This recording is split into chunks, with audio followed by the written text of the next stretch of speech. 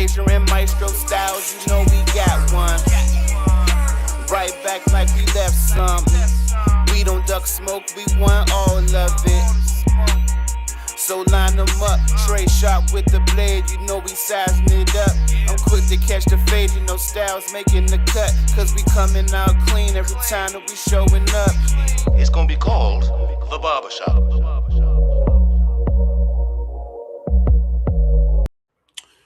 What up, folks? Welcome back. It's a brand new episode of the Barbershop Sports Talk Podcast, which you can watch us live streaming on our YouTube channel, also on the Facebook page, on Twitter, and on our Instagram account, also on Twitch as well. This is your boy Trey Frazier in the building. Got the homie Maestro Styles here. This week was good, man. What's popping? Man, shaking this winter weather blues, illness or whatever. I'm still a little off, but I can go. So let's roll. All right, yeah, that's what's up, man. That's some good stuff. Hey, by the way, man, quick shout out to everybody that's been tuning into the reels. These past couple of weeks. I know we took a week off last week, but just folks. Just tuning into all of our shorts on IG and on YouTube, and some of the new followership that we got in the last couple of weeks, man. We just really appreciate all the support, and we appreciate y'all rocking with us, man. This seems like it's gonna be one of them years, man. It just seemed like it's gonna be one of those years to me, bro. So appreciate the support out there, everybody. Keep hitting the like button on all of our socials, man, especially on the YouTube lives, man. Just keep clicking the like button and, share with your folks, man, what we got going on. Yes, sir. What's going on with you? I think just like you, man.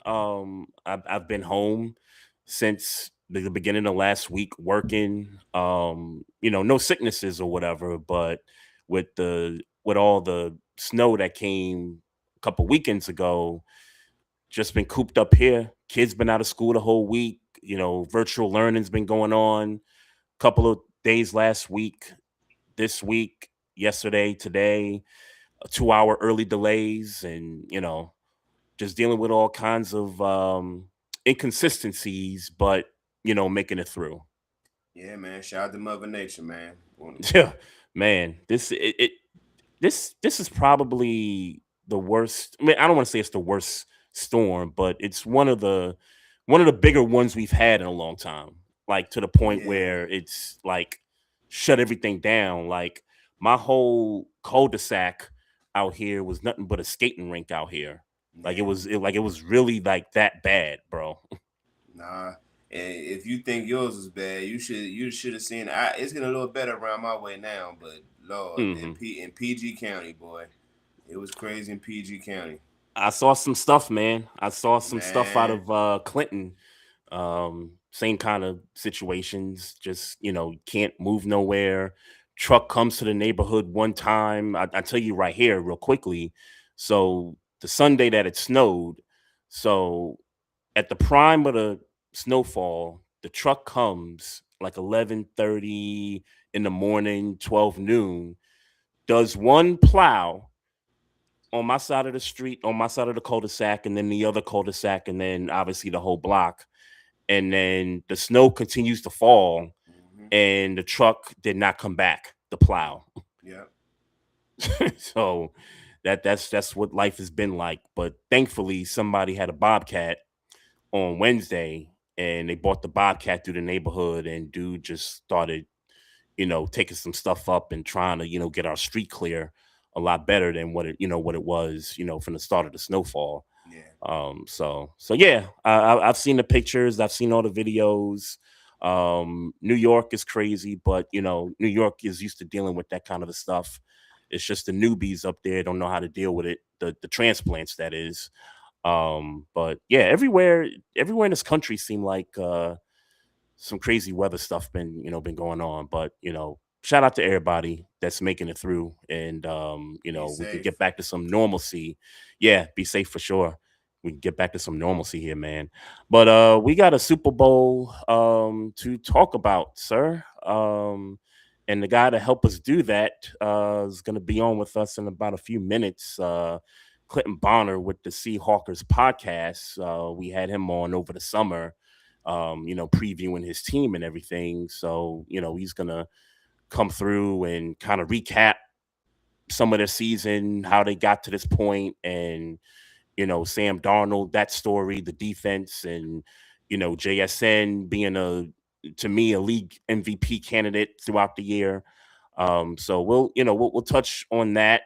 We'll preview that Super Bowl, obviously, and a lot of coaching changes as well. We were out last week, so we didn't really get a chance to talk about Mike McCarthy, head coach of the Pittsburgh Steelers, Jesse Minter, head coach of the Baltimore Ravens, some additional, coordinator jobs were filled.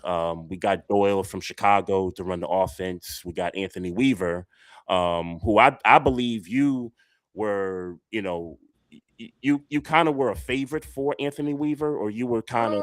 No, I was just reporting that he had, because I saw that they seemed like maybe he was in the running. I don't Yeah. really have an opinion of Anthony Weaver. I guess in hindsight, based on the hire we made, I would prefer Anthony Weaver, but Mm-hmm. Yeah, to go young. I mean, I think everybody, if you're a fan of these teams, you wanted to go young at this point. Yeah, man. I don't know. I just I'm not feeling Mike McCarthy, man. I'm not. I won't. I guess this is the platform to kind of get my proverbial rock off pause. But Mike McCarthy wasn't it, man. That wasn't the hire I was expecting. I don't know. I don't know if it was the whole experience and going a different route than going for the more experienced guy as opposed to the new guy. I Mm-hmm. don't know if it was the fact that he was from Pittsburgh. I don't know what the thought process was, but I'm telling you, man, we have really got to be up to question of some of the decisions we've been making, and I'm talking about from letting go of Ben too late to drafting Kenny Pickett to hiring Arthur Smith to and I like Terrell Austin, but even some respects hiring Terrell Austin. I mean, I like it because it was within the organization, but I mean, he's not he wasn't the best defensive coordinator.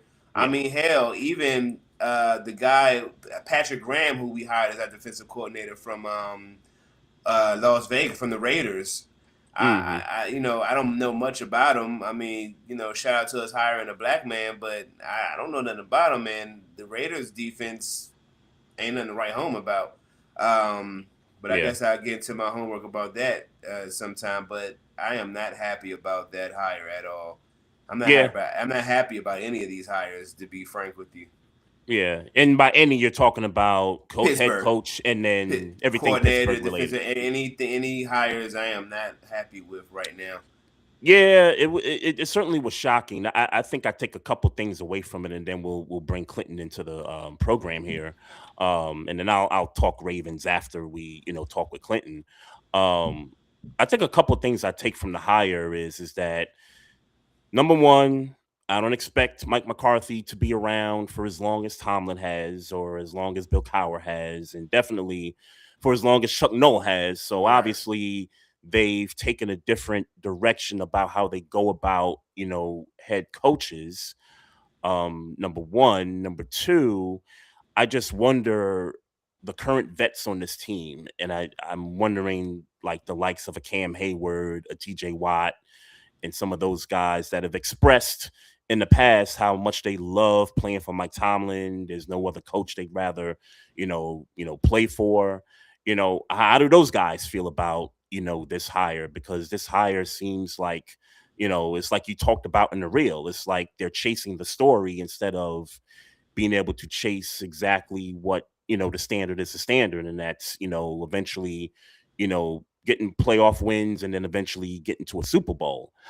Um, and then the other thing for me too with this as well is the whole Aaron Rodgers angle, where I didn't expect this to be a thing where, hey, maybe we could convince Aaron to come back. Like, you don't need to hire Mike McCarthy to convince Aaron Rodgers to come back for one more year. If anything, Aaron Rodgers is going to come back depending on how he feels in terms of, can he give it another go in terms of his body. He's 42 years old. So I don't, I wasn't expecting I wasn't expecting this hire to be this certifies it that Aaron Rodgers is coming back.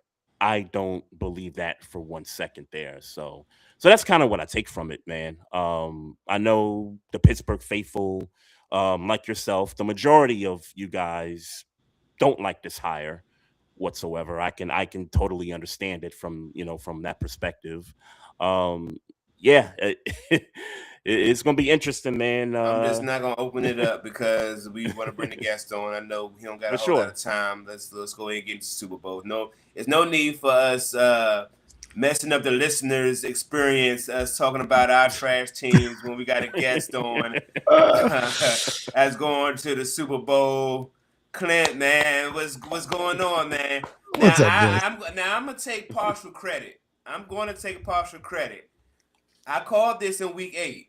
And Okay. we can watch the tape, but something about that team after I watched them play on a Sunday night against the Commanders, and I know the Commanders aren't like a top-notch team that makes you, feel like, oh, this is a Super Bowl team. But it's something about the way that team looked after that game. And I came onto this podcast and said week 8, week 9, we like to do predictions mid-season, that it was going to be the Seattle Seahawks and the Buffalo Bills. Now, in all transparency, I did pick Josh Allen to finally get his ring, but obviously that ain't gonna happen. And I'm riding with the Seahawks 100%.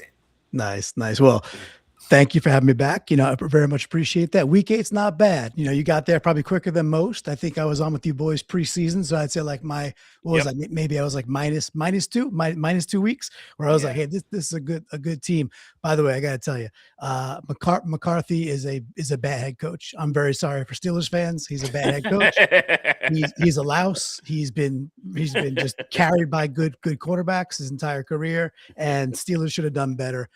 Terrible move by a very good organization. Hopefully it's short-lived to get back to some good football soon, but McCarthy ain't it. So yeah. Thank you, man. I appreciate your sentiments. I'm going to go back into the sulking of the sulking of Steelers Nation, man. I'm not happy, man. Yeah, it's a good organization, man. You guys should do better. You will.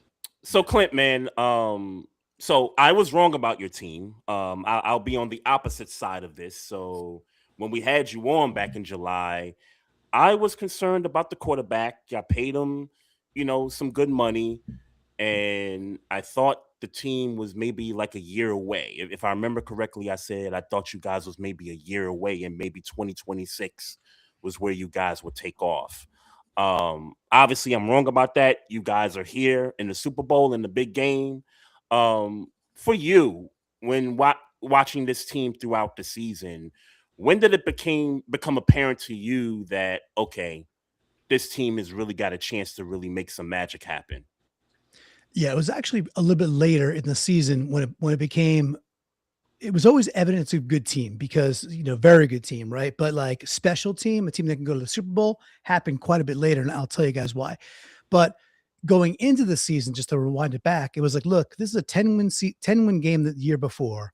This is a surging defense, and we think we got the right coach, and we had the right mix. And I liked getting DeMarcus Lawrence. I was like, okay, if he can give us a little juice on the edge, I know what he is as an edge defender. So that was a huge plus for a team that I was like, okay, that's a beautiful veteran piece, right? So it was things like that. There were some potential things that looked like holes, but then we re-signed Ernest Jones for a really nice contract. That was gigantic. And then we have a tremendous draft, right? Zabel and Eamon hit as a 1-2 punch, and we could talk about Eamon a bit later. I really want to, but all that was like, okay, this is a good team, and we really should be competing for the NFC West, which turned out to be awesome. And maybe we have a playoff run, but it didn't get serious for me until about 6 weeks to go in the season, when it was no longer, because there was that half a year where Darnold was just tearing things up. when teams were like, okay, we're going to make Darnold beat us. And he did. Yeah. Then they went to the cover 2 shell for the most part. And they're like, okay, it's no longer, we're not going to let Sam beat us. You're going to have to run the ball on us. But really, we were kind of struggling there. So middle of the year, we kind of hit a bit of a soft patch. Last 5 or 6 weeks down the stretch, when I talk about the earth getting colder, guys, and you got to play what becomes December, January, and if you're lucky, February football, you got to run the football. Yeah. And down the stretch between Charbonnet and K9 and the line really starting to showcase that they were understanding what Kubiak was trying to do, because he's a brand new OC. He's going to be gone after Sunday, but he was a brand new OC. Yep. So once the running game came into focus down the stretch, to me, I was like, okay, that completes what this team can absolutely be. And that's when I was like, okay, they could go on a legitimate Super Bowl run. Of course, getting the 1 seed, it's worth its weight in gold, fellas. Like they needed that. Right. So they didn't have to have the extra week, and they didn't have to go on the road and play the Rams at SoFi, et cetera, et cetera. They needed all those things to go the way they went, but they got them all in a row. But I'd say about 5 or 6 weeks to go in the season, I said this could be a special run because we're starting to run the ball really efficiently.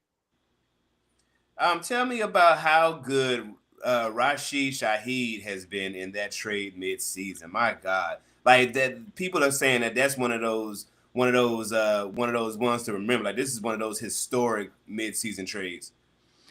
I mean, it's worked out extremely well, right? So that's underscoring it. The timing is almost uncanny because people, if you're not following the Seahawks, you might forget. I'm talking about how good the draft is, and I'm talking about Even Warrior. I'm talking about Gray Zabel, but I didn't mention Torrey Horton in that opening. Torrey Horton, you talked about the Commanders game earlier. Torrey Horton was 2 touchdowns in that game. He was ripping it up, and then he got hurt. So we go and get Shaheed, and it was right on the heels of Torrey Horton being like, okay, he's a little bit injured. Turned out he was really injured. They still don't even know. Well, I'm sure they know. We don't know exactly what, but it was a knee that turned to a shin. Probably, whatever it is. Don't want to speculate, but he'll be back next year. So timing was excellent because we did not have another dude with Horton's type of speed who could really press the safeties and make you respect what you want to do with the speed guy. So JSN can continually do what he does, which is just be a master, work the middle of the field, work the deep digs, get open, and also tight ends. So Shaheed was really, at first, was like, okay, functionally, he's a big piece of what a Kubiak offense needs to be successful. So he just slid right in. And then he put on a Superman cape, which he always had with the Saints, and saved the day on special teams. He's been kind of underused a little bit, or underutilized as a wide receiver so far. Yep. But we don't throw the ball that often. We get a lot of chunk plays, but he's also ran the ball well. Some reverses, some like student body lefts and rights, and little pitches to give K9, give K9 a blow. He's been instrumental, and saved the season a bit, down 30-14, taking a punt return. Ain't no a bit. He flipped that entire game around, bro. True. That was a critical game, against your division rival right there. Huge. But for me, and I will admit, all throughout these playoffs, and my picks have been terrible throughout these entire playoffs, but I think every game you guys played, the Niners game and the Rams game, I picked against you guys. And kind of going back to what you were saying earlier about them coming off of a 10-win season and then forecasting how good this team could be. Part of my hesitation really was, it was more than just what the Seahawks could do. It was just about what the others in the division could do. You know what I mean? I know there was a question mark with the Niners, but with Shanahan and that offense, you just never know what they could do. I mean, obviously, look, they won 12 games this year, with having, 2 of their, linebackers being hurt and, Kittle being out for a few games. The quarterback, misses about half the season, and Mac Jones has to take over. But, you guys fought through that. Like that, I mean, if you talk about adversity, you guys fought through that, because I think y'all split against the 49ers, y'all split against the Rams, and yet were able to come out on top and be the 1 seed. And, that place is as tough as any, venue in the NFL. So Seahawks get the 1 seed, it's pretty much a wrap. I mean, you go back to history, history said so. Anytime y'all get that top seed, it's a straight ride to the Super Bowl. And it certainly was not easy, right? And we had to go through the NFC West again. So we ended up playing the Niners 3 times on the year, playing the Rams 3 times on the year. Yeah. Now, by the time I played the Niners the second time and the third time, they're a shell of themselves in many different ways, right? Yeah. Their defense is not that good. Now, they were very, very banged up. And with that, because we're running the ball so well down the stretch, that's mismatch. That's Richard Sherman mismatch all day long. They can't hold up. Rams are different. And I think the Rams are the second best team in the league, and they'd be heading to, probably to a Lombardi if they didn't lose the game to us in the NFC Championship. But respect the 49ers. I don't like the organization. I can't stand the fans, but credit where due that they were decimated and took body blows and still played high caliber football until it just kind of ran out of gas. It was like, okay, you're not going to do that anymore. The 13-3 game in week 18 should have been more like 27-3. And then there was a 41-6, which was exactly what it should have been. Beat down. Yeah. But the Rams, that's a very good football team. The good news, I think, spinning it forward for the Seahawks is I don't think there's another team in the league that can press the Seahawks the way the Rams did so with their offense, because of very obvious reasons. This is not in-depth stuff. They don't have Stafford. They don't got Puka, and they don't have most teams don't have a McVay out there that really, really understand how to scheme. With all that, one stat that was interesting, guys, you opened asking about Darnold, and I haven't said a word about Darnold yet. And obviously, he's had a very good year. He's been very clutch down the stretch. Mm-hmm. Turnovers are down. Everything else is up, and he's playing really good football. And for all intents and purposes, Stafford was excellent in the NFC Championship game. Yeah. Darnold outdueled him in one very, very simple category, and that's third down passing. Mm-hmm. Stafford, I think, was 0 for 7 in third and fourth down. 0 for 7. Didn't have a completion. Yeah. So, and he played phenomenally, but if you want to look real at it and say, okay, who played better? Well, on third and fourth down, Sam Darnold played better football, and they converted. And that's why they won the game. This was not K9 going off. This was not a trick play here or there. This was Sam Darnold completions to Cooper Kupp, completions to Barner, obviously JSN just doing JSN things, and a really complete team, really, really solid NFC Championship game. I think one of the best I've seen in a number of years, in fact. That was a good game. It was a really good game. Really good game. I think the who was it on special teams for the Rams, Maestro, that muffed the punt? That kind of changed the game a little bit. Don't get me lying about that. I don't know. I don't remember that dude's name. I think it's Xavier Smith. Xavier Smith. Thank you. I was trying to remember the last name.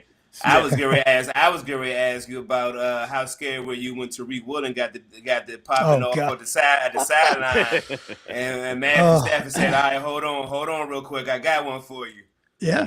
But the honest answer is extremely right. So because you could see it unraveling, and so what starts happening in your heart and your mind is you're like, oh my gosh, is that how this ends? Some momentum. That's what of course. And you start thinking, you start thinking about like, is this how this goes? Like where our season comes down to a really dumb mental bad play by he makes a great play. He makes a great physical play. It makes a terrible mental play. And there's people like, you can't call that in the playoffs. You can't do this. The rule, we all know the rule's stupid, but it's the rule, you know? So you can't double down on dumb. And the nice part about Tariq is, well, I'd say he apologized. He'll be back at it.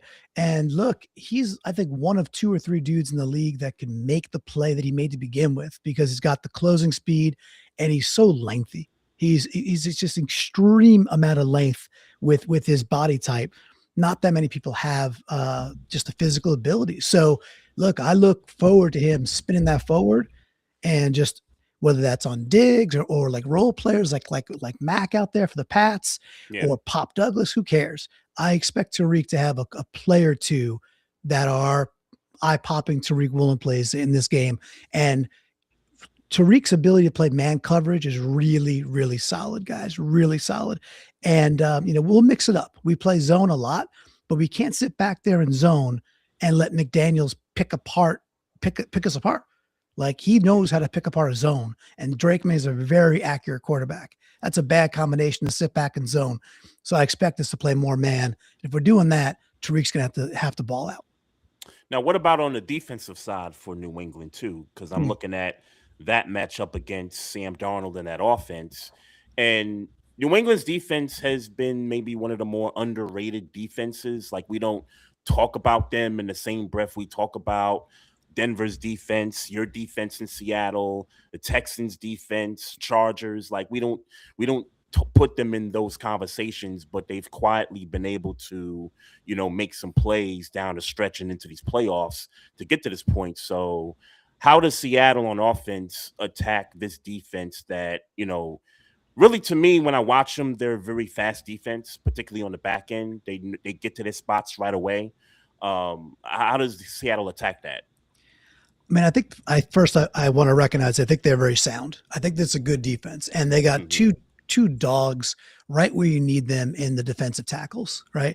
That's causing lines with all pro guards challenges. So just to look past it and say, it's not going to be a worry whatsoever, I think is just being a little too Pollyanna about the situation. And people can make excuses about their schedule and all these different things, but they blew out bad teams. It wasn't like they let them hang around. They blew them out over and over and over again. So I think the Patriots are a good team. I think we have more dogs, and I know we have more depth, for sure. We definitely have more depth. With that, I think what's going to happen is the Patriots are going to sell us the wrong term, but really emphasize not letting K9 win the football game. I think that's how they're going to overload and put 6 in the box, 7 in the box, and more, maybe 8 in the box, and really say, if we're going to go down, let it be Sam challenging our DB room, which is a talented DB room, right? So what happens there is, as long as we could pass protect long enough, you'll see a lot of Sam on boots, because you're not going to sit there and just let 2 defensive tackles ruin your day, because that's how the Patriots lost 2 Super Bowls to the New York Giants, right? That's not going to be on repeat. Sam is mobile.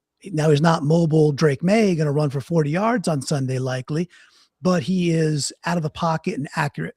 And we saw that against the Rams quite a bit. So I would expect very early on, guys, that you're going to see boots, he boots left and boots right very, very well. And for a right-hander to be able to boot to his left and still throw is something not many QBs can do it, but Sam's got the arm talent for that. So that's what I would expect. Another formation that you could expect against this Patriots team, because they're pretty disruptive, is we'll get under center and we won't use play action. It'll just be old school, and we don't do it too much, but it's happening more and more and more, where it's under center, just 3-step drop, fire the ball. If the one is there, fire the ball, because they're not going to want to hang out too much and let this Patriots team be as disruptive as I think they can be with that front. Plus, the Patriots will mug the gaps. Plus, the Patriots will send blitzes. So that quick hitting game, where I don't care if you're blitzing 6-7 people, if the ball's out in 2 seconds, the ball's out in 2 seconds. And so how are we going to, so it's going to be a lot of that stuff, guys. And our screen game, when the rushing game came along, the screen game really started to come along as well. So if they want to blitz and they want to, get downfield and be really aggressive with their front 7, cool. They're going to be staring at K9 going the other way for 40 yards. I expect a couple of screens to pop. So I ain't gotta ask you. My sound was going in and out, but I ain't gotta ask you who you think gonna win, because what I did catch here is I don't see no way. And be clear, I don't got the Patriots winning either. But none of us do. Pardon, because I definitely did go out for a little bit, and I was trying to figure out what was going on here. But are you prepared to call a score this early in the week? Yeah, I mean, we're doing I'm part of the Seahawks podcast. So for any of the Seahawks fans that are crossing over, just check us out, Seahawks Pod. We'll be recording. We do a show, our preview show, we call What If. And it's like Seahawks What If, and it's a unique way of doing a preview show. And at the end of it, we do our score predictions. But yes, so I've got my score locked in. I'm happy to share it now. I think Seattle wins this game 27-20, about that, something around those lines. So if you're looking at the Vegas line of 4.5, I think they cover that. But I don't think this is a comfortable game. I don't think it's a blowout. I think it's a type of game where in the fourth quarter, Seattle makes one more play. Maybe they're up 7 already and they get the defensive stop on a fourth down turnover, or they cause a turnover and the game's really sealed. And the main reason I think the reason I respect the Patriots is because I think they're tough to blow out, because you got a team, when you have Drake May and he can extend things with his feet, he's got an interesting mixture, right? He reminds me of young Ben Roethlisberger. He's tough to bring down. He's a pain in the ass to bring down. You think you have him, you don't. He escapes, and on the run he can still throw the ball, or he'll maneuver in the pocket and be accurate with the dude around his ankles. He has a 72% completion passer who can also run the ball. And the Patriots, I believe, are the highest fourth down converting team in the NFL this year. Not percentage of times they went for it. So not volume. Right. Yeah, I don't think I knew that. But their fourth down conversion, when they do decide to go for it, I think they were the best or second best in the league. And Seattle was like middle, like 14th. So if you're stealing series, because that's what you're doing, right? If you go on fourth down, you don't punt, you steal 3-4 minutes of clock. Yeah. And you got a quarterback that's accurate and can scramble for first downs. To me, and you have a legit NFL defense, that becomes a very tough formula to blow that team out. Yeah. I just think I don't care who you're playing, who's playing against that. That's tough. Again, Seattle's a deeper team. And I think we'll wear them down because how many horses do you have out there? And it's not about stars. It's about depth and about true horses. I think Seattle's just a better overall football team. 27-20. How's that hit you guys? Yeah, no, I mean, I guess I would call that, a similar score. I think that's a similar score. I would, I agree with, honestly, I agree with everything you're kind of saying. It's just the idea that, New England is not going to go away. They're not going to just lay down and die. That's just not going to happen. This is not going to be a blow up unless they turn the ball over like crazy. Because I'll give the Patriots credit against Denver in this regard. They protected the football in that game a whole lot better than they get against the Texans, than they get against the Chargers in the first round. And it's one of the key reasons why they're here in the Super Bowl. If the Seahawks can find a way to commit a couple of turnovers, we know that left side of the line is not all that great with Campbell there. Yep. You could turn them into a turnstile every now and then. You can get sacks on Drake May, but let's see if the Seattle Seahawks defense can force the turnovers when they get home also. And I think with those running backs, and this is something I don't think, Maestro, you and I talked about a couple weeks ago, but if you could find a way to, make those running backs for New England, the Ramondre Stevensons of the world, and those guys, because they've had some fumbling issues, and I know that was early in the season. But if you get one on them, you're going to make them think twice about, okay, now I got to find a way to, protect the football a little bit better here. But, it's this experience is new for these guys too, on New England, as I'm sure it is for the Seattle Seahawks. But for New England in particular, this is a young team. And, I think the Seahawks defense can test that. Yeah.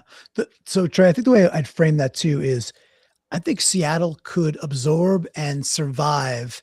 And by survive, I mean win the game, even if they lose the turnover battle. Let's say they lose, I don't mean by a lot. I mean like they turn over once, New England doesn't turn over, or it's 2-1, something like that, right? Yeah. And the game's over, and you're not surprised Seattle still wins, although New England got an extra possession via turnover. Yeah. If it's flipped the other way, if it is something like 2-0 Seattle versus Seattle gets 2 turnovers and New England gets 0, then I think you're right. Then I think this could be more 10+ point type of an affair. It's high variance. To your point, though, they've had a heck of a time, Drake May specifically, holding on to the ball versus the Chargers.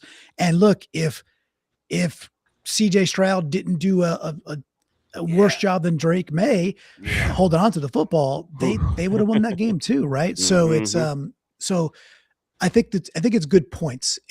I don't take anything away from their path or how they got here. They beat some really good defenses back to back to back. But they also have not faced a legitimate offense in a number of weeks. Exactly. No, I mean, Stidham, come on, it's fine, but he's no. And then a snowstorm, and then CJ Stroud just couldn't get out. I don't know what's going on with that guy. Which was an issue for part of the year with him. Yeah, it is. Yeah. But it was year 2 was a pretty bad. Year 1 was great. Year 3 had these big ups and downs, and it looked like he was starting to figure it out again. Yeah. And then he reverted. It's like, what are you just like where Sam learned to take a sack and not have to be a hero, to go back to the game and go back to Darnold. Sam progressed throughout the year. His turnovers went down where it's like, okay, I don't need to be the hero. So maybe I don't throw it here. Maybe I take a sack here. And a sack's not great, but it's a heck of a lot better than a fumble or, throwing a pick 6 or something like that. Yeah. Stroud did not seem to learn that, fellas. Stroud was like, I have to play hero ball. Somebody needs to tap him on the shoulder and say, with that defense, you do not need to play hero ball. And Sam realized that, somewhere along the line, and it's been much smoother. It's actually been quite good, obviously. Yeah. Nah, I agree. I agree, man. So what's the celebration going to be like pending a victory Sunday night? Well, I live in Connecticut, right? So I'm an East Coaster, Seahawks fan, Seahawks podcaster, but I grew up in New York, so this is nothing new for me. So we'll be podcasting, man. We'll be live, right? We'll be going live pretty much. Look, the way I see it, we win the game. We're on the podium. We all listen into the little speeches there, and then we're live with our crew. We call the Seahawkers podcast listeners and fans the flockers. So I expect to be celebrating with several hundred of our very, very closest buddies, and I'll be in our Discord all night long. And look, certainly a couple of beers to celebrate, because how else you going to do it? Right? Right. Couple of you beers. gotta add to that too some accommodations with flight tickets to Seattle for the parade, right? Well, maybe. So I'll give you a good parade story. This is how much of a sicko I am. So I live in Connecticut. Last time with the parade, I couldn't get out there, and we had a huge snowstorm out in Connecticut, and I'm shoveling my driveway and listening to a parade because I'm sick like that. Yeah. And I literally start like breaking down in my driveway crying, and I'm like, why am I crying? I'm listening to a parade, but that's how much it meant to me, because, man, I've been, Seattle was bad for a long, long time. My entire childhood, this was like every now and again, they make the playoffs. The whole AFC side of it. Yeah. Never make a serious run. Exactly. Now, this is, if we fast forward a little bit, this is 20 years since they went to the 2005, 2006 Super Bowl with Detroit. Sean Alexander. Yeah, exactly. Yep. Where they lost to the Steelers, right? And, so this is 4 Super Bowls in 20 years now, so now it's become pretty accustomed to this is a good franchise. So maybe I get my butt on a flight out there and go celebrate. We'll see. It's I am already going out to a draft party in April to go cover that with the podcast. But look, if we're out at a draft party out in April and we're picking 32nd, that's what it has to be. I mean, I keep the one thing I keep saying to folks that are like Seahawks fans, that are listeners and friends, they're like, oh, well, this has been a really cool season. And, we're really young. As if I'm like, no, I'm like, nobody's young in the NFL. Nobody. Like, it's very difficult to have a season where you have so little injury, so little major players. Cross goes out for a few weeks. That's it. Yeah. You lost your left tackle for a few weeks, and you had a good swing tackle in Jones. Okay. That kind of stuff, and now you're losing it. You're going to lose your OC. Who knows if the line coach goes with him? And Charbonnet goes out with an injury in the playoffs. At the end for sure. Yeah. But good call on that, because he had a nice year. But my point to the Seahawks fans who are like, well, great year and we're young. I'm like, look, we got to win. Like you have to win Sunday. You have to. I know it's a nice year. I know it was unexpected to get there. But who knows when we'll be back again? The NFL is brutal. It's brutal. So got to go capture that W and get the Lombardi on Sunday. I think all the more reason to go fly out to Seattle and enjoy the parade. You're right, Trey. You're like you right. said, you don't get these opportunities, all that often. You talked about 4 times in 20 years. I mean, it could be another 10, Could be 15 another years 20, before. right? Yeah, right. It could be, look, I'm a Knicks fan and I have yet to see my team win a championship. Well, we're in a position now where we got a chance to do that. Yep. So, if they end up winning in the next 2-3 years, you best believe I'm gonna be right there on the Canyon of Heroes. You best believe that. So yeah, no, nothing like a New York parade, right? So for sure, man. I don't know if Maestro's got anything I'm here. else. I'm here. Can you hear me? Oh yeah, I can hear you. Okay, I okay. know your sound is kind of cutting in and out, but Yeah. if you don't got nothing else for Clinton, man, Yeah. certainly want to Clint, send him man, off we his way. appreciate you, man. Good luck Sunday. Like I said, you got my what's the word I'm looking for? My magical aura. I didn't call this since week 8. So, you know what I'm saying? I kind of feel like this is going to be the move. And as much as I respect the Patriots and what they've done all year, I agree with you that this team is just a little bit more talented right now, going into Sunday. So, man, I won't go as far as to say congratulations, but I will say good luck. Yeah. Thank you. I appreciate that, Maestro. Do you guys have any quick ideas on if you're both on the Seahawks wagon, who do you think gets a MVP, Trey? Ooh, good question. JSN, because he's had such an awesome season, and like I said at the top, he was a league MVP candidate in my book. Mm-hmm. He was top 3 for me. So I think he has one of those games on Sunday, and I think he gets the Super Bowl MVP. I love that. What about you, Maestro? I'm going Sam Darnold. I mean, I know it's the obvious one and all the things, but when you think about how he came into this league with the Jets, we considering that his career, he's pretty much going to be a backup for the rest of his career and all the things. I think this is his opportunity to get that big bag and to say, hey guys, I am one of those. I'm the guy that you drafted. I just had a bad start, so I'm going Sam Darnold. Mm-hmm. Yeah, love that. No, those are both great. I think that's the 1 and 2 in the sports book. Besides, if May wins it for the Patriots, right? So, no, those are solid. I think I'm on one of those 2 wagons too. Obviously, another one that could happen is K9. If K9 does go off, exactly. Kenneth Walker goes off, he's got a chance. I just think the Patriots are going to do enough to make it be a JSN or Sam, where K9 might get 1 or 2 touchdowns, but I think the line might look like it did in the NFC Championship game, where you look back and go, oh, he only had like 60-something yards rushing and 40-something yards receiving. Still a very solid game, but it wasn't like a Terrell Davis type game where you got to give it to the running back, Yep. Got you.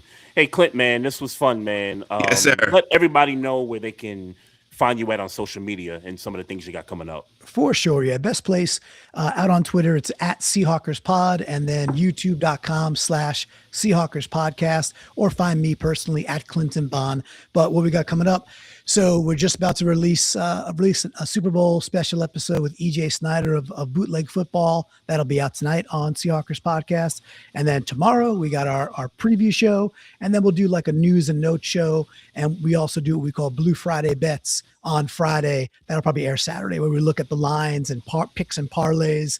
And we start to talk about the game from that perspective of who might go over on receptions, et cetera, et cetera. So that'll be leading up. And then it'll just be time to lock in, boys. And Sunday it will just be time to lock in, have a few beers, and enjoy a Seahawks dub. Hey, yes, man. sir. Hey, yes, sir. 28-24 Seahawks. I love it. Get your lick back, man. Get your lick back for 2014, man. Appreciate it. Thank you, Trey. Thank you. Yes, sir. See you, boys. All right. See you. Thanks, Appreciate boys. the homie right there, Clinton Bonner, the Seahawkers podcast right there. Good analysis from him too, man. Like always, he was good with us the first time around, and then coming back with another banger. So good stuff from him. You all good with the sound over there, man? Only one way to find out, brother, because I missed half of it. Luckily, I'm pretty good at listening to context clues. There you go. But before Clinton came on, we were talking head coaches in the AFC North, and we talked about Pittsburgh and the decision they made. As far as the Ravens go, just from my perspective on Jesse Minter. I love this hire. And I love this hire for a couple reasons. Number one, I love what he did with that Chargers defense this past season, particularly when the Ravens traded Odafe Owe midseason, where he had 0 sacks on the Ravens. He gets to the Chargers, and somehow, some way, Minter coaches up that defense and himself in that defense to be able to get 8 sacks to kind of close the season out. So I love the fact that Minter can disguise a defense. He could scheme it up a lot way better than Zach Orr ever did with us. So I think that's a plus. To get a head coach who's on either side of the ball, he'll be, calling all the plays on the defense. So I like that. I got questions about the OC hire in Doyle, and I know he's learned stuff from Ben Johnson, but Ben Johnson called plays in Chicago. Yeah. So I'm just a slight hesitant about that, but I think, there'll be some growing pains, but when you got Lamar Jackson, I think they'll be fine in the end there. Any thoughts about them being the same age? No. No, I like it actually. Okay. I like it. I got no commentary about age whatsoever, except that they're young. That's all I really, care about is, this team making the right decisions to go young with the coaching staff. Anthony Weaver, good hire for the defense. He was with us previously before he took the job elsewhere. Now he's back, and so look, I kind of like where we are, man. For me, at this point, man, just bring the draft on in free agency at this point. But I am very ecstatic with the moves they made to put this head coaching and the coaching staff together. Todd Monken goes to the Cleveland Browns, and comes Georgia, where he came from, right? Georgia, yes. Came from Georgia to be the OC in Baltimore for 3 years or 2? 3 years. I mean, obviously you have Lamar Jackson, so your offense does produce. But I think maybe because I'm more, I listen to more Ravens conversations than maybe the total how people see the Ravens offense from the outside looking in. Yeah. Maybe I'm a little more nuanced into why I think this is a bad hire, obviously for Cleveland. But I guess, what are your thoughts on Todd Monken going to Cleveland as a head coach after being the OC to a franchise, once in a lifetime generation quarterback, not winning a Super Bowl, and getting the job? So I watched that video of him being introduced to Shador in the office there in Cleveland.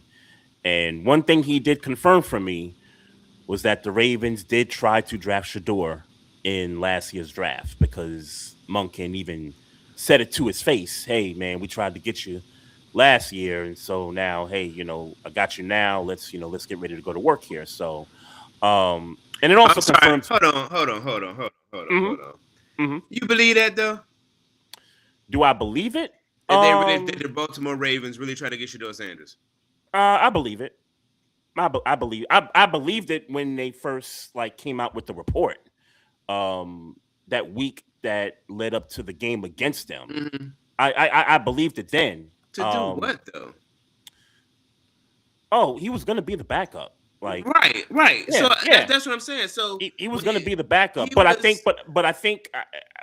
they're more so talking about the later rounds. Obviously, they wasn't drafting him in the first 3 rounds. I think by the time everybody saw that he was dropping out of round 3, I mean, he was really up for grabs at that point by anybody.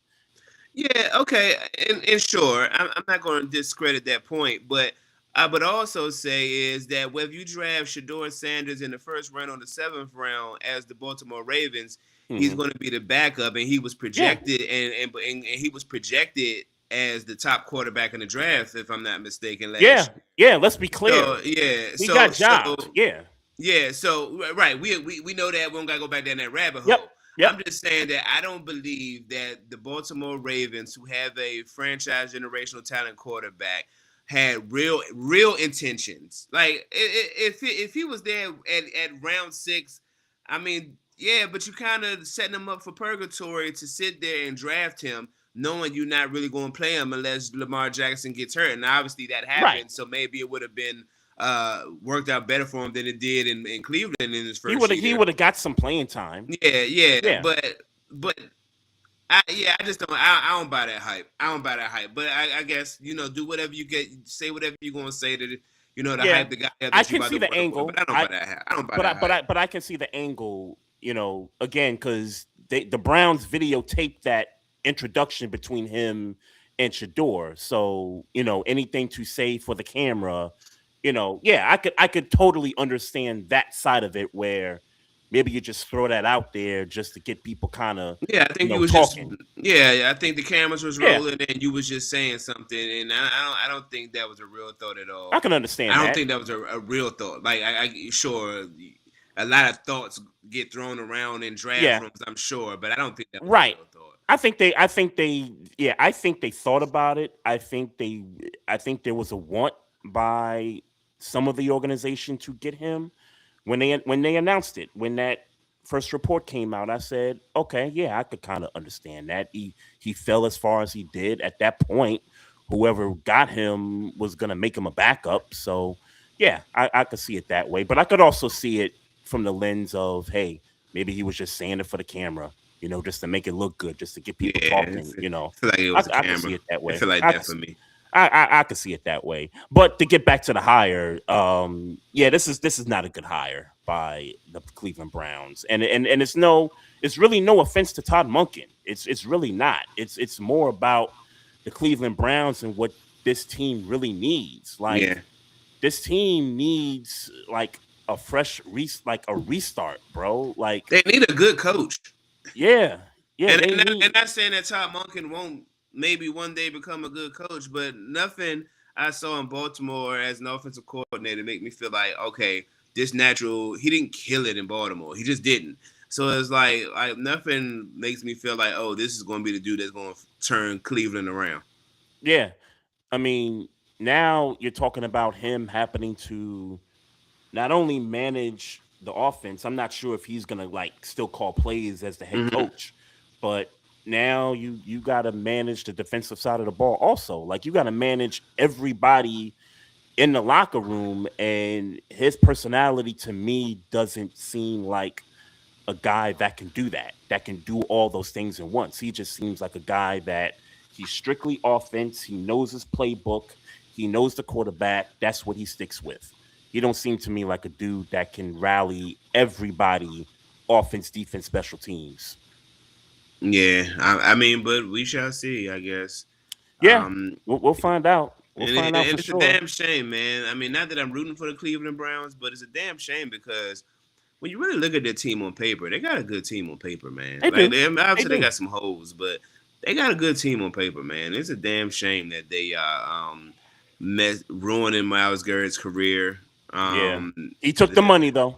He did take the money. That's true. So I take that back. Yeah, man. But they damn sure like you don't have that kind of a defensive player, that type of defensive talent leading your defense, and you just can't get right, man. Yeah. I love that kid. Who's that? Judkins, the running back. Yeah, him and Dylan Sampson, rookies, good running backs. The only issue is quarterback, and hopefully it would seem like that the Cleveland Browns know now. Shador Sanders should be a starting quarterback. I would think. I would think so. I know the Deshaun Watson thing is out there. I know that's a thing. That's a thing. Yeah. We'll see what they do there. They're probably more financially feasible at this point in the contract to cut ties, right? It's what, 3 years, 4 years? Yeah, I mean, it was a 5-year contract. This is going into year 5, I believe. Going into year 5, right? I believe so, yeah. Yeah. And they did a restructure last offseason, I think. So yeah, I could see them cutting ties with Deshaun Watson this offseason. Like I could literally see them saying, "Hey, Shador's our guy." And I guess Gabriel is, still on the roster, and I don't think you can. I guess you can cut Dylan Gabriel. Yes, you can. You can. My prediction is that he's probably gonna compete with Shador in camp for the job, and Yeah, they'll give it to Shador. yeah, but I don't know, man. I get new coach, but how does the Cleveland Browns feel about Shador Sanders? I mean, again, I still don't feel like they really rock with him like that. I don't think that changed because he played some games, and I know he looked decent in some of these games, but Why get rid of Stefanski then if you're Cleveland? why get rid of Stefanski? Because it seemed like that draft day when they picked 144th Shador, that the Stefanski wasn't he was the only one that didn't want this. Like Do you everybody think he's the else. only one that didn't want it though? Well, that video kind of showed him, but everybody else, I think maybe deep down inside, there were mixed feelings about the pick. And you know how we felt about what happened there. I think the commissioner made the call and was like, "Hey, you owe us for that 250 million guaranteed contract." So, yeah. I think so. Let me correct myself. I don't think he was the only one that didn't want that. I think there are several people in that front office that didn't want it, but obviously the easiest person to get rid of is the head coach, and you do that. So he's in Atlanta now. I don't think I agree with you. I don't think there's people that are still like sold on Shador. But I do think that Shador needs to be given a legit opportunity to show what he can do over the course of 17 games. Yeah, and an off season where you're being respected as a number one, or at least a guy that's in contention. Run with the ones in camp. Yeah, and I agree there. I agree there too. So who else got coaches? Arizona hired Mike LaFleur. Yeah. Which is Matt LaFleur's brother from Green Bay. Mm-hmm. It's just I mean, you just making it's just okay. You're really just making an announcement, to be honest with you, because we don't have no real opinion on you. Yeah, it's his first gig as a head coach. Congratulations on your first gig. We hope they're getting rid of the quarterback. They're getting rid of the quarterback. Yeah, you know what I'm saying. So I don't know, and this quarterback class is not great either. So yeah, so I don't know what they do there at that position. But congrats to him. Yeah, for certain. Yeah, for certain. Congrats to him. I got to get into this Giants thing, man. It's a couple stories with the Giants going on right now. Today they hired Matt Nagy to be the offensive coordinator, and I'm not mad at, by the way. I'm not either, just because it's offensive coordinator, and that's what he's best at. You know what I'm saying? I'm not mad at that either, but in the back of my mind, because I know how John Harbaugh works when it comes to coordinators, he's gonna pick the guys that he knows is not a threat to him losing his job, or he's gonna get the guys that he believes knows less than he does. So to me, this was a typical Harbaugh hire. And plus there's a little bit of history. There's the Andy Reid connection there also. So I mean, football wise, I understand it, but I mean, who could he really? I mean, and I don't. Mike McDaniel was off the table, right? Yeah, like Kingsbury. Is Kingsbury somewhere yet? I heard he was somewhere, but I didn't really get confirmation if that was true. Commanders fan was saying Kingsbury is gone. I know he was looking, because we talked about it a couple weeks ago. But I didn't know that. I don't know that he actually has a job yet, so I don't know. But but let's be clear, you don't want Cliff Kingsbury in with the Giants. Sorry, you don't want him there. Not even as OC.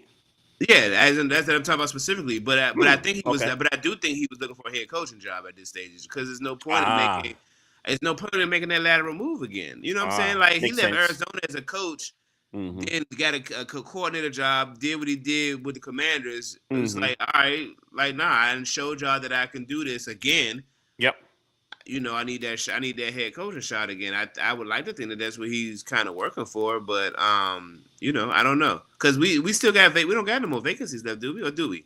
There is no more head coaching Right, vacancy. right, Once Kubiak, you know, finishes this Super Bowl, then he's going to be the Raiders right. The head Raiders coach, coach. yeah. Mm-hmm. But yeah, that's really it. There's no more gigs open after this. But I think we kind of covered everybody's head coach, selection So for the teams that were looking for it. Oh, we missed one. We missed one. The Buffalo Bills hire from within Joe yeah, Joe Brady. Brady, yeah. Mm-hmm. Still Joe Brady. And I think that makes And then sense. they hired their coordinator, who was a name too. They hired an offensive coordinator. I forget who. I forget Oh, what the name okay. was. I Okay. forget what the name was. Okay. Yeah, that would be obvious if you're bumping him up from Well, that no, no. position. I meant more so. Hold on. I'm sorry. I went to go find out. I went to go find out who the Buffalo Bills got for their coordinator, and saw that the Clippers are trading James Harden to the Cavaliers for Darius Garland in a second Okay. rounder. Okay. Yeah, we'll touch on that because Yeah, sure. I got some stuff on that, but we got to get into some mess Let first me before you find out who run out of money. Bills. Hold on. Bills OC. Yeah, I'm actually not mad at Joe Brady being Me, bumped P. up. Carmichael. That's the guy. That P. Carmichael. Okay. P. Carmichael Okay. was the hire. Yeah. I'm not Um, mad at that. I'm not mad at yeah, that because if the Bills are trying to keep the ship steady, then I think the way to go. I mean, obviously it sounds like you know, they did their due diligence with who was out there, and then they just kind of circled back and just said, "Hey, you're already here. Let's just, yeah. It's not give like you they the needed to job." make. Yeah, it's not like they needed to make a like a splash per se. Right, and he was due. He Yeah, was due for a head coaching position, going back to his Carolina days and going back to being in college. So yeah, no, this is cool. The Bills, I think did a good thing here. But getting back to the Giants, um, so Giants fans, they don't like the Nagy hire. okay. The majority of them that I've seen on the timeline, they don't like the Nagy hire. Nikki is probably the only one that's very optimistic about it. And really, she can be negative Nikki at times, but she really has no choice but to kind of go along with it at this point. But I want to get to the real mess with the Giants here. So co-owner Steve Tisch, his name was found in the Epstein files. Uh, Obviously, everybody knows Jeffrey Epstein, convicted sex offender, um, has a connection with the New York Giants chairman and co-owner Steve Tisch. Multiple women involved in the report, newly released emails.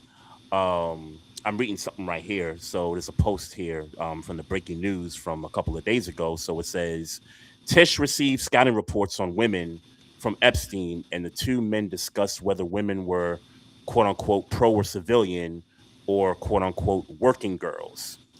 These emails go back to 2013, and it's related to more than like 3 million different Epstein documents, obviously released by the Department of Justice. And there's also emails between Epstein and women who wrote about their encounters with Steve Tisch. Steve Tisch came out with a statement basically kind of confirming, like, yeah, I've had some connections with Epstein. We've talked about grown women. He made sure to say we've had connections. We've talked about grown women and not underage girls. mm-hmm. He said grown women. We've had those conversations in emails. And that's it. And it still doesn't look right PR wise. The commissioner was asked about it at the Super Bowl Radio Row this week, and you don't expect to get nothing from them.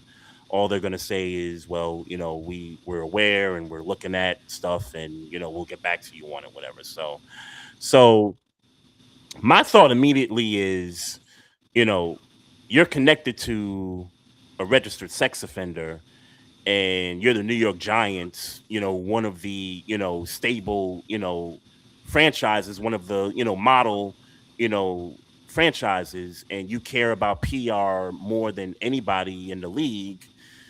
This sounds to me like a potential, hey, just go get your money and get the hell up out of here. Like you can't co-own this football team anymore. If the noise starts getting loud about this, and quite frankly, I'm a little disappointed that it's not loud enough. Really on a local level also, because I listen to a lot of New York radio, from time to time. It's not loud enough for me. That they're not, talking about this enough. Yeah, because I didn't know about it. Yeah, yeah. I didn't know about it. I heard about Jay-Z on Jay-Z and somebody else on the list today. Yeah, Pusha T. Yeah, Pusha T. That's what it was. I heard about them too. Yeah, Jamie Foxx is in it. Yeah, there's some names in there. Now the context is different though. Like for each person that's in the files, I get that. The context is different, but just throwing some names out there. Yeah, Jamie Foxx was in there. Patti LaBelle. He in something where. Oh, I'm sorry. Go ahead. Yeah, no, I was just throwing some names out there, but go ahead.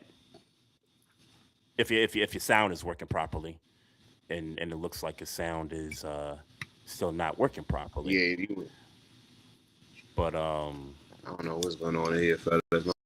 Yeah, nah, it's all good. It's all good. But nah, I was trying to let you finish your point about the files. We were just discussing some names in the Epstein files, and Steve Tish's name is in one of those files there. If Maestro can get the sound working here, but while he gets that working, let me give a quick shout out to a few of the people in the chat room here. Mike Patton 324, getting visions of Seattle whooping ass on Sunday. Yep, that is a fact. That is a fact, Mike. We had Clinton Bonner on here earlier. Talking about his Seahawks and everything like that. So I still can't hear you again. I don't know what's going on, player. My fault.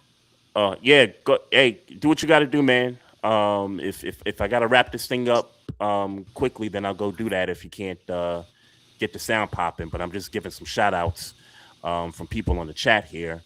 Okay. Let me, my boy Pays and Plays podcast in here. Shout out to you, man. Super Bowl. Okay, so this is his pick for the Super Bowl. Taking the Pats plus 4.5. Vrabel has a defense rolling over. Great coach. He believes Sam sees ghosts. Here we go, going back to New York. I believe Sam sees ghosts. By the way, Super Bowl teams plus 4.5 or more have covered since 2015. Interesting. Interesting stat from you, Pays and Plays. Interesting stuff right there. So 4.5. Yeah, that would be in the range of the score that I picked. Yeah, 28-24 Seattle. That would mean that the Patriots would definitely cover this game with plus 4.5 there. So yeah, Maestro, you got something working yet? Yeah, can you hear me? I can hear you. If you want to talk, you can go ahead and talk. No.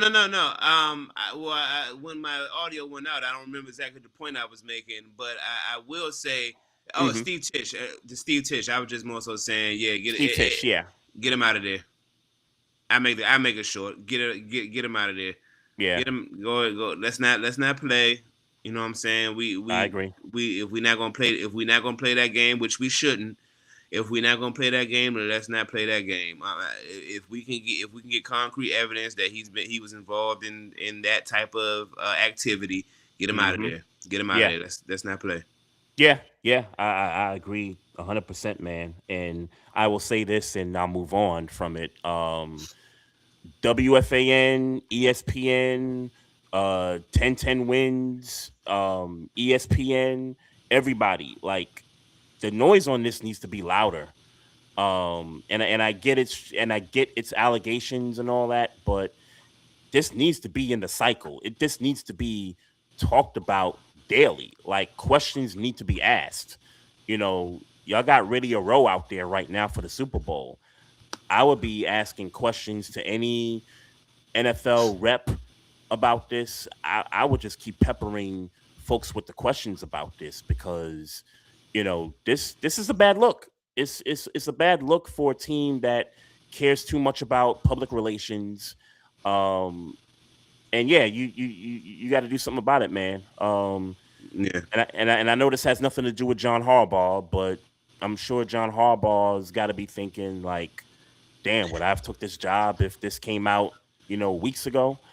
But you got to nip it in the bud, Giants. Do what you got to do. And look, this might be the best thing to happen to the Giants in terms of maybe getting the front office and getting the ownership correct in terms of this team finally moving forward to maybe some more success now, because it's been bad for the Giants for almost 15 years now. Yeah. So yeah, well, you got to get them up out of there.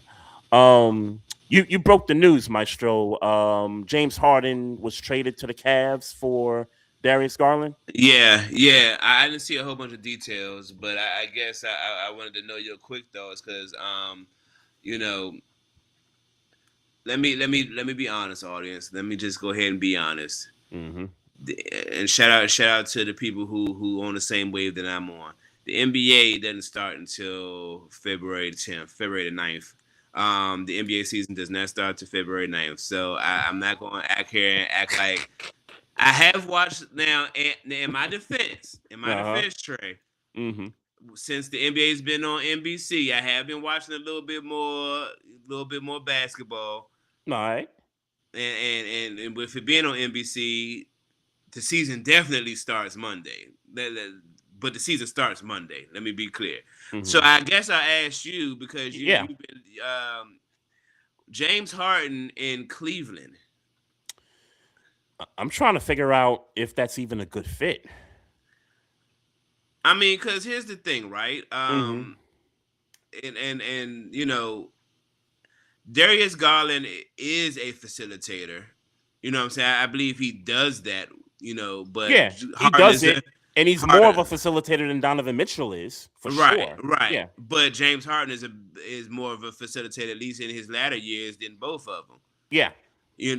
So maybe this is the thing that kind of puts, and this is just me, throwing shit at the wall, seeing if it sticks. Because again, the season don't start for me until Monday. Mm-hmm. But maybe this is the thing that kind of gets Donovan Mitchell in. And I know he's played more point guard than two guard, but he kind of plays like a two to me. Yep. Maybe this is kind of the thing that puts that into its natural progression, if you will, where he can be facilitated to a little more, as opposed to having to come up, facilitate, and make plays for himself. Yep. Maybe this helps that out. I don't know if I love, like, or hate the idea, but that's just kind of my off the rip thoughts about it. Yeah, the Cavs have underperformed as of I wouldn't say as of late, but to start the season, they kind of underperformed, and it's due to injury. Mobley's missed some games. Donovan missed a couple games here and there. Garland has missed some time as well. So they didn't start off quite well. Most recently, they've gotten themselves right. I think they're number 5 in the East right now.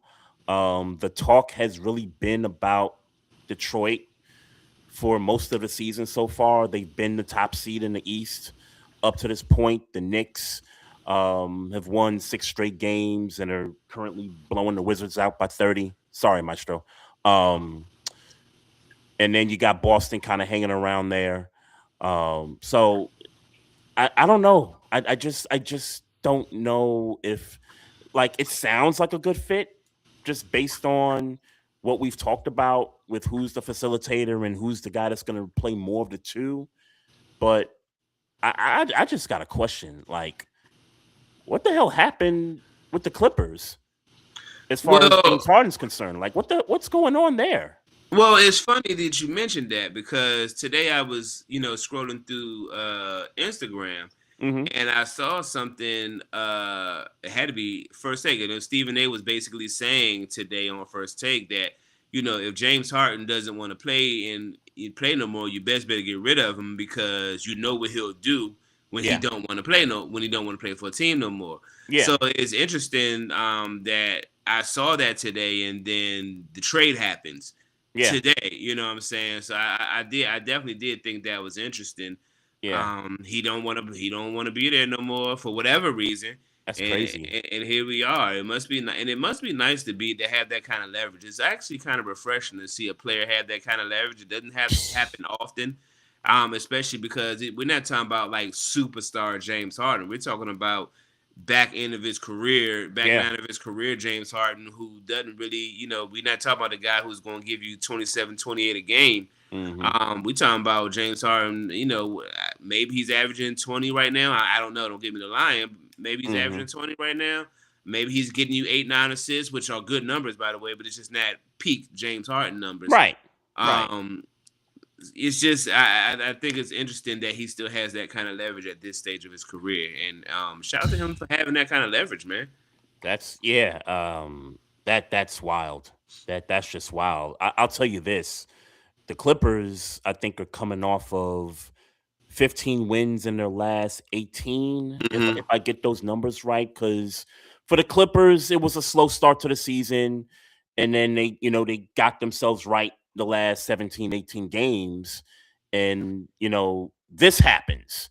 And it's like, why? Is it a money thing? Is it, it's time to pony up, the extension, which like you said, is crazy. At 37 years old, you're still out there seeking extensions, and when you don't get it, you don't get your way, you force your way out. Because he forced his way out of Philly, he forced his way out of Houston, forced his way out of Brooklyn.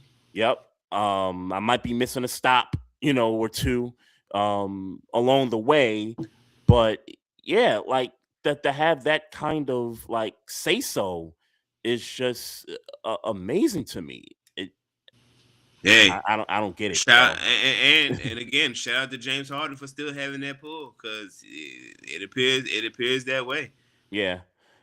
I have to assume that this now puts Cleveland in the Knicks Detroit conversation for. Does it? Do you think so?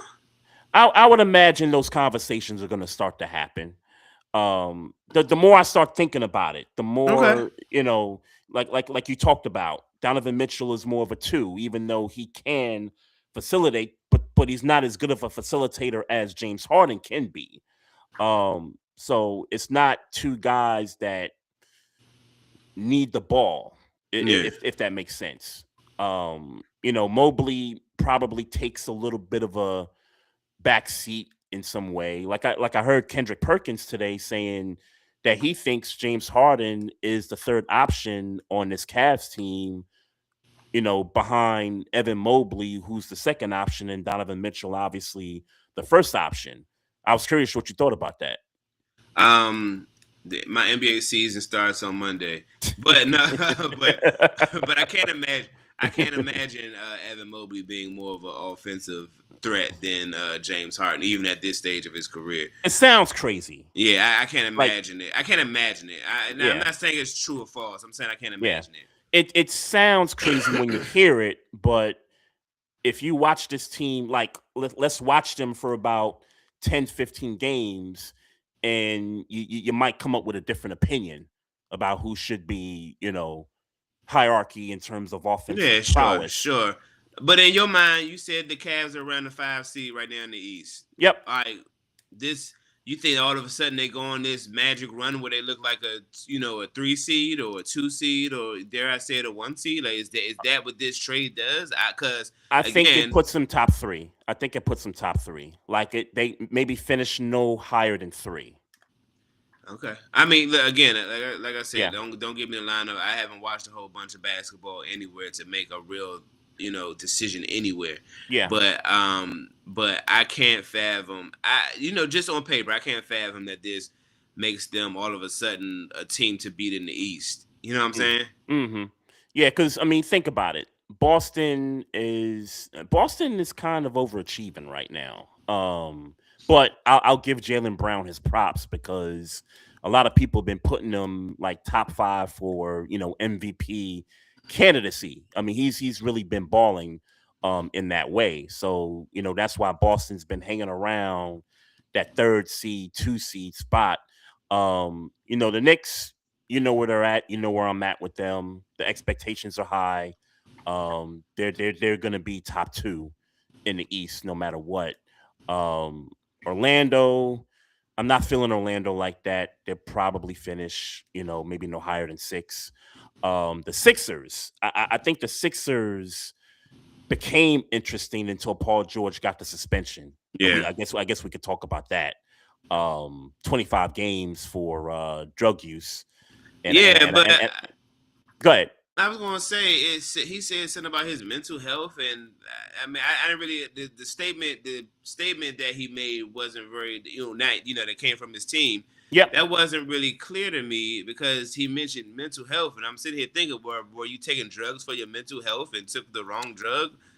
Yeah, and that's the part that I don't think I've ever heard of anybody taking like supplements for mental health. Well, sure you have. I mean, don't get me. I don't take a bunch of medicine. I just I know Ritalin was a thing for kids, and like there are drugs for mental health. If you're schizophrenic, I'm not saying he is. I'm just throwing conditions out there. Like there is medicine when you have mental illnesses. I understand that is a thing. But I never heard of. Again, we would need more information. I just thought that was an interesting thing to say in your press press release that you're mentioning your mental health and then saying you took something that you shouldn't have took.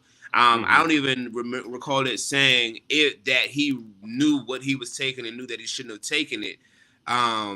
So if he knew he was taking something he wasn't supposed to take, what was he taking? And was that related to mental illness is my first question.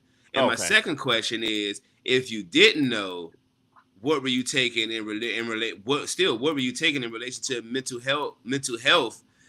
What were you taking that was so against NBA league policy?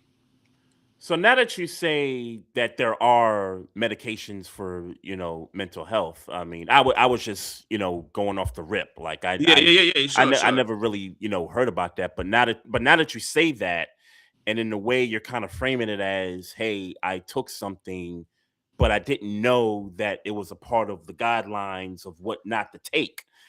We've heard that story before with other illnesses or not even illnesses, just just certain supplements. Like, hey, I want to get a little bit stronger, or I'm using this for municipal purposes, but I didn't know that this type of drug was in the policy to not take. Right. So it sounds something as simple as that. It's just I think the mental health piece of it, I think, is the more because it makes me think to it. Yeah, because it makes me think you're taking drugs to protect your mental health, and good for you if that's what you're doing. I'm just leery. I'm always leery of I didn't know. I'm always leery of that. Y'all, this is a $1 million man, millions of dollars man. The book is there. You know what I'm saying? Like, like I'm sorry, bro. Like, and more than that, you hire doctors, you hire a team to so it's not like Paul George is literally reading these bylaws and figuring out what's legal and illegal. Like you have doctors and a team for that. So it's just like I'm always like, you didn't know, your team didn't know. Like I always think that when stuff like this comes down, that somebody got to be getting fired because you didn't know. You had me putting this in my body and I wasn't supposed to have it, and you didn't know. Right. You get paid to do a couple of things as a doctor, bro, and this is one of them. That's crazy. He'll be back though, like before the regular season's over. He'll be back, but it's a blow to the Sixers because he was playing so well. Coming back from the injury a few weeks ago, he was playing so great. Embiid is playing well. Like that team they're playing some pretty good basketball right now. Yeah. You know what I mean? Like they could legitimately finish top 6. I mean, they should, with the roster they got, they should, not be in that play-in situation. So, right. And we'll see what happens without Paul George as they kind of go through this. I think that kid VJ Edgecombe has filled in. I mean, he's done more than just kind of fill in. Like he's kind of burst onto the scene and has really been like second fiddle to Tyrese Maxey. So I think they're going to be okay in that regard. But if you Paul George, I think we've had too many of these conversations to not know or understand that, hey, there's a playbook for this stuff. Like there's a list of these things that you're not supposed to take. And even if you don't know, and even if you're unsure about it, talk to somebody. Like ask doctors, ask people that may have potentially taken this particular drug before to see if this is something you should or shouldn't take. Like there should be some kind of questionnaire to your peers and to people in the front office about these things before you take these things. Yeah. So unfortunate, but he'll be back. Yeah, see you when you get back, player. Yep. I just had a couple of other NBA notes. So Nikola Vucevic, the center with the Bulls, got traded earlier today to Boston for Anthony Simons, who was coming off the bench for Boston. On the Chicago side, they're just tearing it up piece by piece, I think. With Boston, as an enemy of Boston, it seemed like they got better with this move, man. They definitely got a better center, one that could stretch the floor, knock down threes, things like that.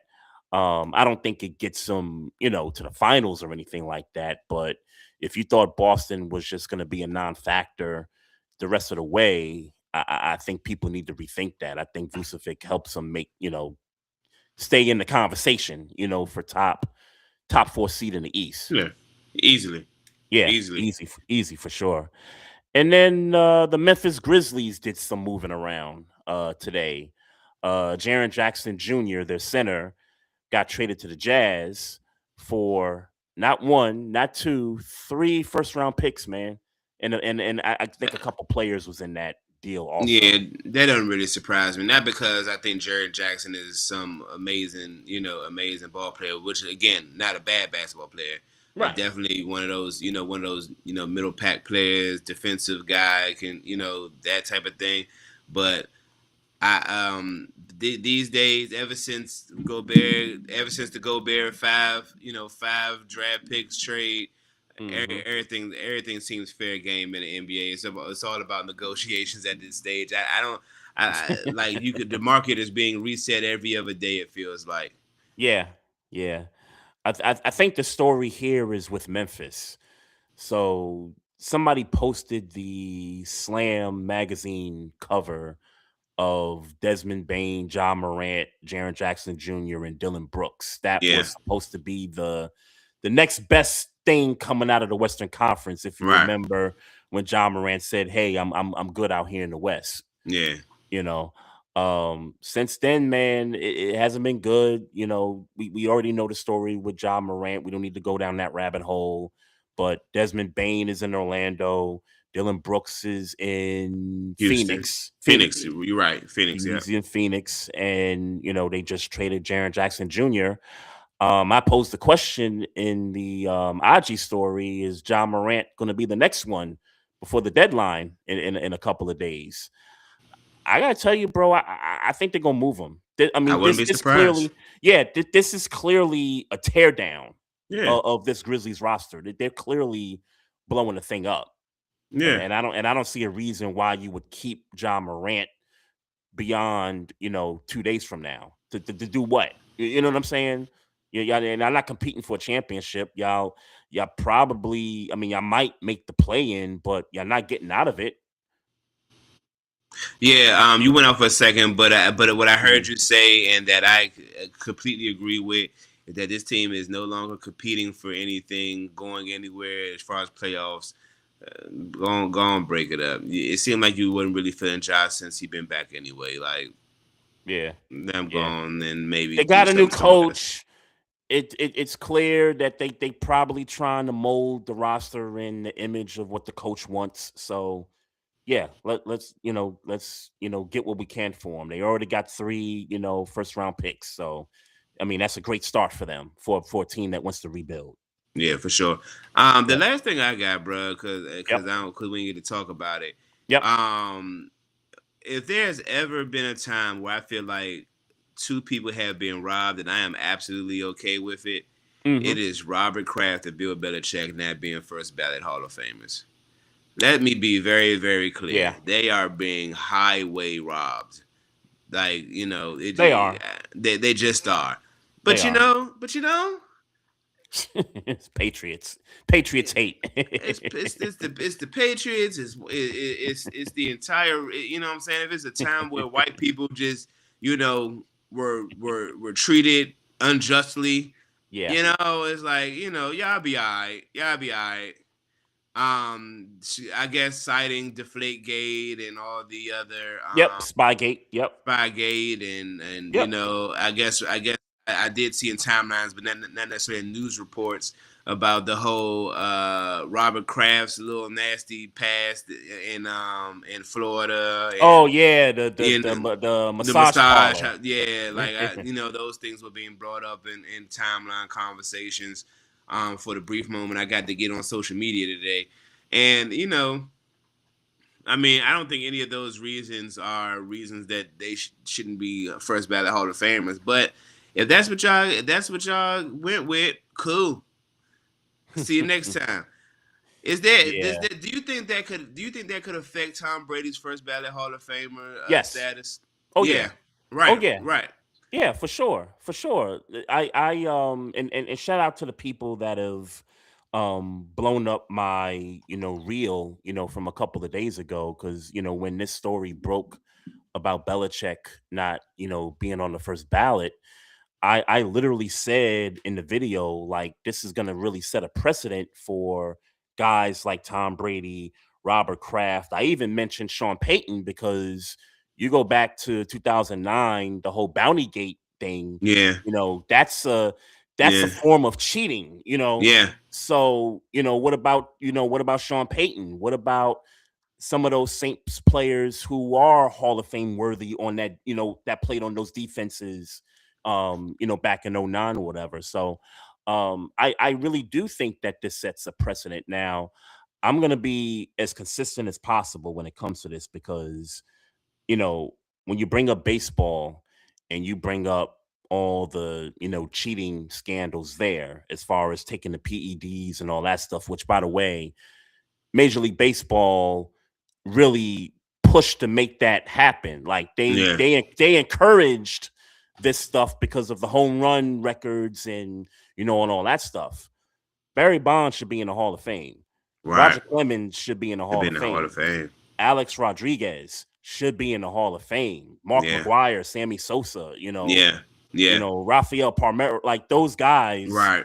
need to Should be. be Pete Rose. I know they finally, put him in, kind of disrespectfully after his death, but yeah, those guys, they should be in the Hall of Fame. They should be first ballot Hall of Fame guys. So to kind of parallel it to the NFL, yeah, Bill Belichick is a slam dunk first round Hall of Famer, as well as Bob Kraft, and Tom Brady.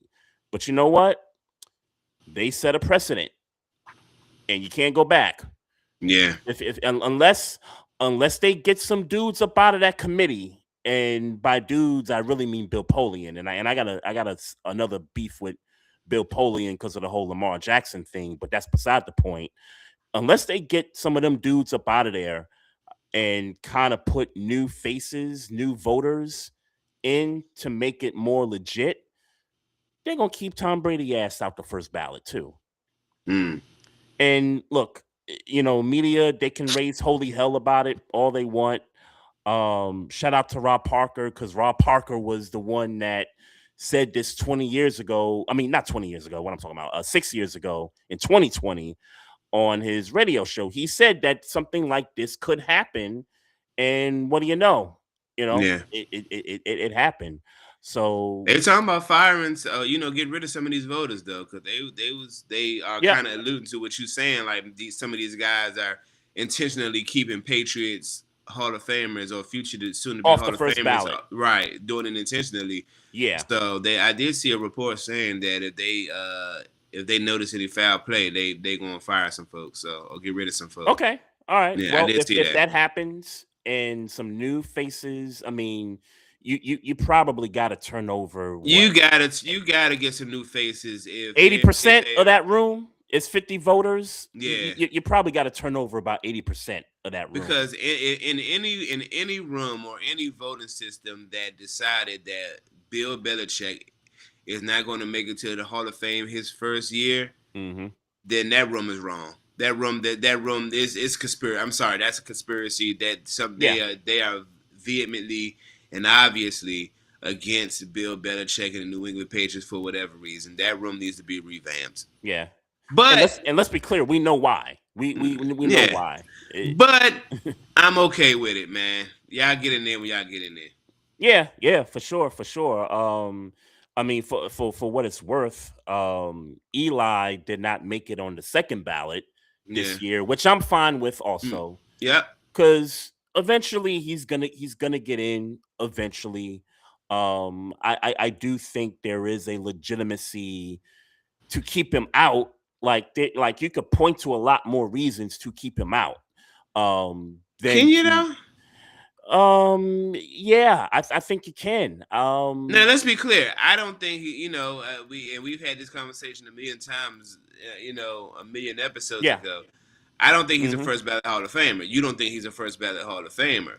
Correct. I mean, I think he is a Hall of Famer. Any quarterback that wins 2 Super Bowls, whether hook or by crook, if you win 2 Super Bowls, you should be in the Hall of Fame. There's just nothing to that. The streak the streak of in the straight games. I know he had some interception issues or whatever at some point. Led the league in interceptions 4 times. I don't think that's a reason to keep him out of the Hall of Fame. I don't think there's enough to keep him out of the Hall of Fame. No, there won't be enough. There won't be enough to do it. I think you can point to legitimate reasons to do so if you are a voter. Like you talked about the interception records, like led the league in interceptions 4 times, was a 500 quarterback. I mean, you take those 2 runs away, Yeah, he's mid. Yeah. He's mid. He was mid in them. He was mid in them playoffs. I mean, if you're gonna keep it a buck. Yeah. You know what I'm saying? But it's cool.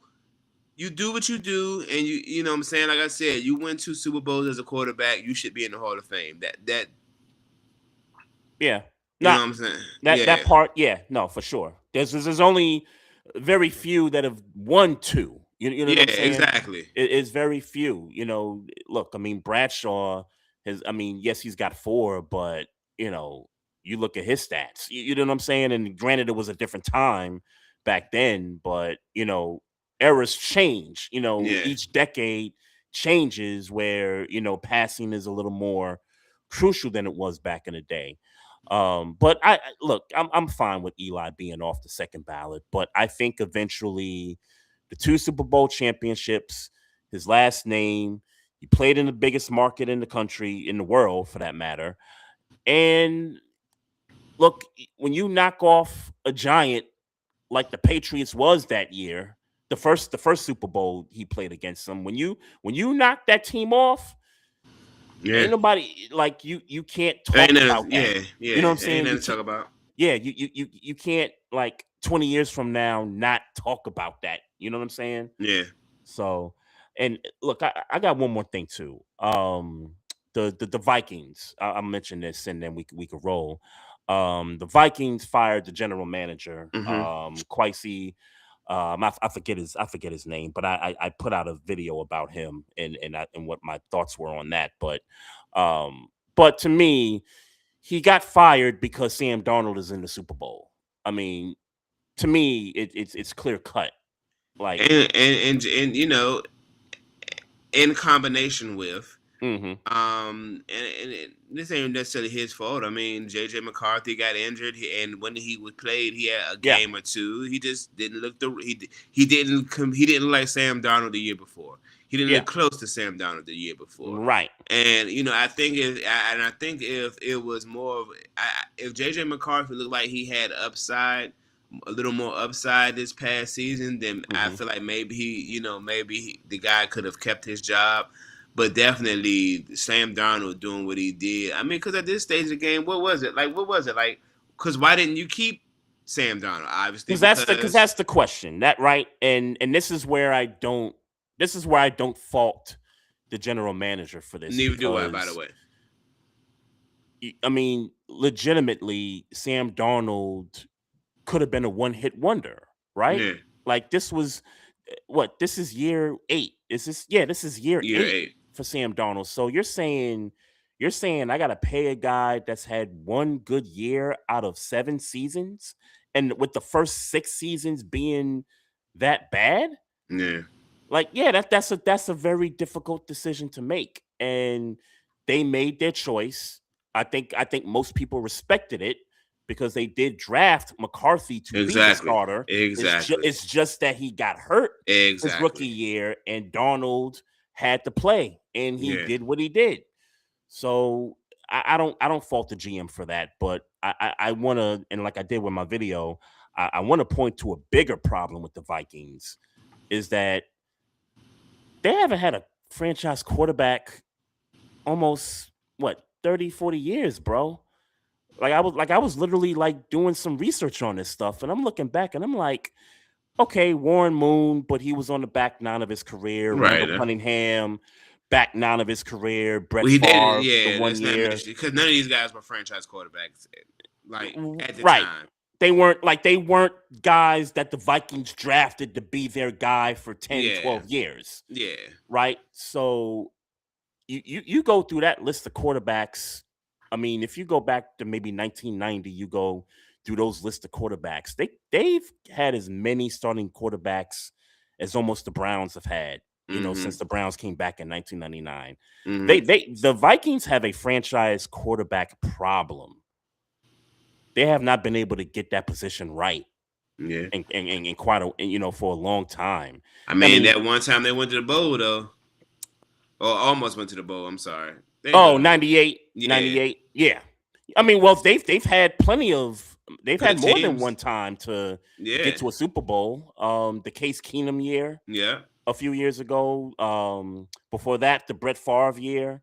And then they went in 2000, I think, too, to the championship game, too. Yeah. A couple of years after when Curry Collins, when I thought that was the year that Curry Collins, when the Giants went to the Super Bowl. When the Giants went to the Super Bowl, right? Yeah, that year, yeah. So they've had their opportunities, they've had their close calls, but I'm just talking from the quarterback position. The guys they've drafted just haven't panned out to be guys that you could keep for 12, 13 years. Mm-hmm. So they got a big issue, man. It's beyond the general manager because they've had great players over the years. I mean, I remember a conversation we had about who had the best collection of running backs, and we were talking like Chiefs, Titans, and stuff like that. The Vikings have had the best collection of wide receivers over the course of their history. They excel very well with receivers, right? Over the course of their history, meaning how long you talking about? Because you talking about Justin Jefferson, Chris Carter, and Randy Moss. Stephon Diggs, I would throw Diggs, there. I guess. Thielen had some good years there as the number 2 guy. But yeah, I'm only going back to the 90s. I'm not going okay. I think we could find a better team with some better receivers. But I get your point. Yeah, but if they're not number 1, they might be top 3. They're in the conversation for certain. But I think we could find some better. Sure. Yeah, for sure. But they've had some good defenses over the years. They've had some, they've had some talent in other areas on offense. Areas they've had arguably the top 3 running back. Yeah. And Adrian Peterson, I mean, hell, we forget about Robert Smith. Robert Smith was a dog. Mm-hmm. Right. So they got to figure that position out, man. Quarterback, it's something ain't working there. But hey, when they get the vet, I don't think JJ McCarthy's it either, though. I don't think he's it either. But I tell you what, when they get the veteran quarterbacks, some reason they they have some good seasons there, but it's not for long. Yeah. It's not for long. Hey man, shout out to everybody in the chats, man. Appreciate everybody tuning in on IG, also on Facebook and Twitter. Continue to follow us on those platforms, on IG at Barbershop Sports Talk Podcast, also on Twitter at Barbershop SPOR2.